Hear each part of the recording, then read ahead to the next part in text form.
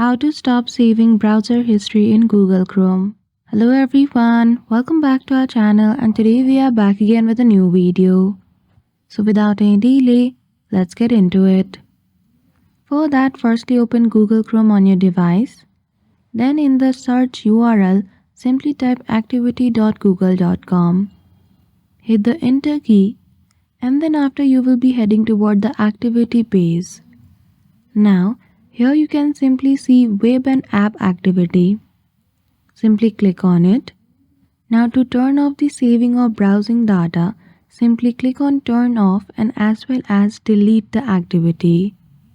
Once you click on it, till the date the activity that you have performed in Google Chrome will be deleted and further data will not be saved. So that's it. I hope you found this video helpful. If you did, don't forget to give it a thumbs up and subscribe to our channel for such tutorial.